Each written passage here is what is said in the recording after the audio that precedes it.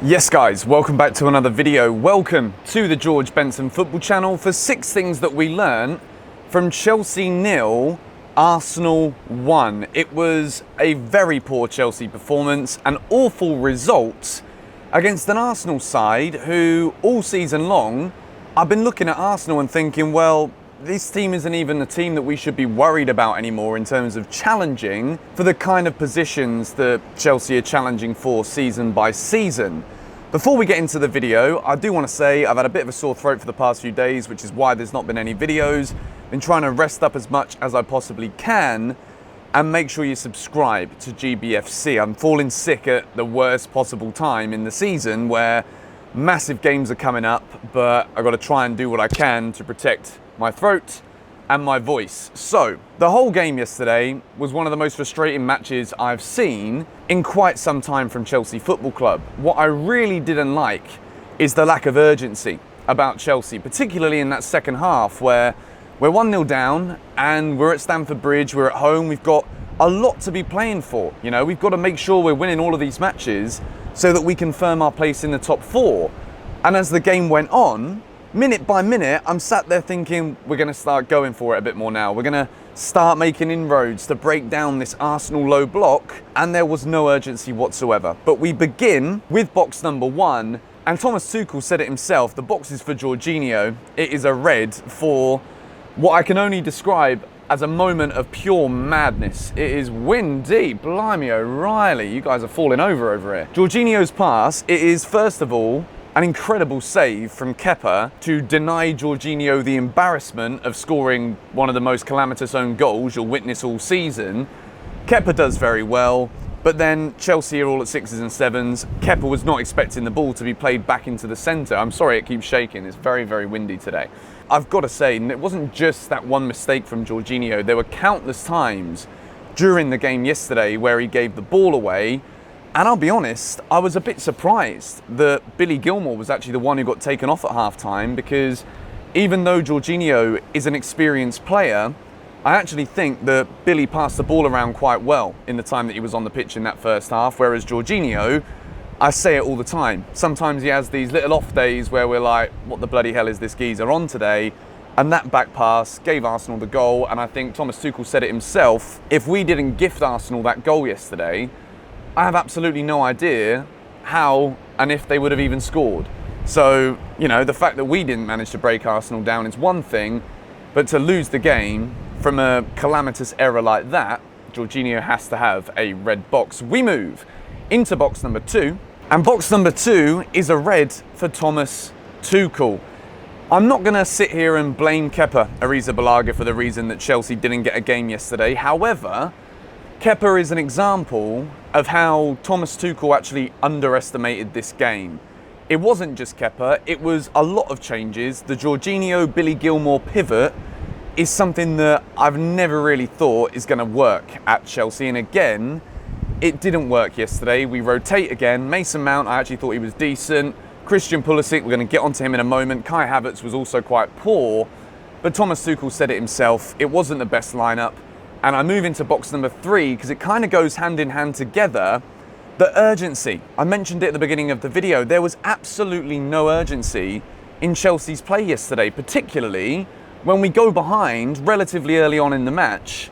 I would have thought we'd have at least tried to break Arsenal down a little bit better than we did. We got into good positions. We did hit the woodwork. Zuma hits the woodwork. Giroud hits the woodwork. We had chances. My voice keeps on breaking here, guys, I apologise. We had chances, but the way that we were actually trying to break down that Arsenal low block wasn't anywhere near incisive enough. I think people were too afraid to take risks yesterday. And even though it's been such a great couple of weeks as a Chelsea fan, you know, the Real Madrid victory, the Manchester City victory, this one, it's kind of come in like a bloody sack of potatoes and slapped us around the face. Not that potato sacks actually slap you around the face, but you know what I mean. This one doesn't feel nice. It's never nice to lose against Arsenal, particularly when you're at home at Stamford Bridge and they're playing so poorly. And I think the whole thing in this match wasn't that we got beat by a better side. I don't think Arsenal were great whatsoever. I think they had a game plan which was to try and steal a goal and then camp in their own area, park in the bus as Jose Mourinho has made so famous in English football and in world football. Arsenal did that yesterday, and credit to them, they did it successfully and they did it very well. We move into box number 4, and I've given a yellow to Billy Gilmour because he's given another start again yesterday, and being substituted at half time is not going to do a lot for his confidence. I don't think the reason why Chelsea were losing at half time against Arsenal in last night's game was because of anything that Billy Gilmour did wrong. I think tactically, obviously bringing on Callum Hudson-Odoi was a good idea. Chelsea needed to break Arsenal down, we needed to have a bit more pace, we needed to have more of an injection going through on the wings and going through the middle. But I think Billy Gilmour was very unlucky yesterday to only be given 45 minutes. I thought he passed the ball, moved the ball around quite nicely, and I wanted to focus on him as a yellow box because it wasn't the best performance from him, but the reason it's a yellow box is because I think in moments like this where Thomas Tuchel gets it wrong and he comes under pressure, it's very easy to scapegoat one of the younger players. And I think Billy Gilmour, when we think about Chelsea not getting the result that was needed, I think it doesn't bode well for what Billy Gilmour can see from playing time here at Chelsea in the future. We've got Jorginho being offered a new contract, Kante being offered a new contract, Kovacic has been absolutely magnificent, he's injured at the moment, but I think it could well be a struggle for Billy Gilmour to get an opportunity again after that half-time substitution. We move into box number 5, and it is a red for Kai Havertz. I've been very impressed with the way that Kai Havertz's form has been in recent weeks. Ever since he had COVID, there was a lot of questions about whether or not Havertz was actually the right mould for Chelsea, whether he was a little bit too feeble when he had the ball, he was going down quite easily, he was struggling to impose himself in matches. And then he kind of changed that all around, and we started to see some of the absolute genius that is this young German footballer who goes by the name of Kai Havertz. Unfortunately, last night, he didn't do enough for me. I think when he wasn't on the ball, again, he was one of the key members of the team yesterday that just weren't urgently trying to get hold of it to make stuff happen, wheel a bit of magic around the area. And the one-on-one is one of the worst finishes you can see. You know, we're all quick to slate Timo Werner whenever he misses a chance, but that miss from Kai Havertz, the one where he just blazes it over the top of Leno, doesn't even make the goalkeeper work under pressure. He won the ball very well in the middle, and then you see like that burst of pace as he's going forward. That was good, but the finish was absolutely woeful. And I had to give him a red box today, but I finish with 1 green because there was one player, apart from, I think Kepa did all right yesterday, to be honest. I don't think he could have done anything better.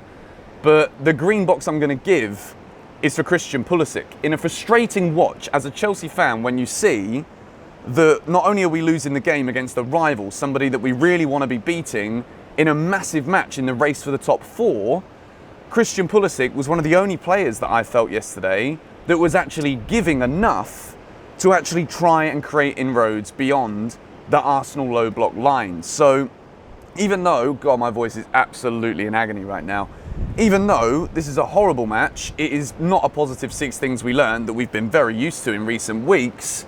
I thought that Christian Pulisic was very bright again. Now Chelsea need to pick it up. We have got Leicester in an FA Cup final this weekend, an absolutely massive game of football. I'm hoping that after this video, this isn't too bad and I can get back to doing previews, Chelsea news and everything for you guys. I apologise, I've been a little bit off the grid recently. I've been super busy with a lot of stuff here in Bali, and my throat has also been a bit of a nightmare for the past few days too. I also fell down the bloody stairs on the way to my house, slipped on a stone, and I've cut the whole of my flipping leg open. So I'm having a bit of a mare of things at the moment, but I'm getting back to things as quickly as I possibly can. Thank you guys for watching. Sorry it's a bit of a negative video. If you could hit the like button, that would be fantastic. Subscribe if you are new, and we've got to really turn this around for the FA Cup final this weekend against Leicester. Come on, you Blues.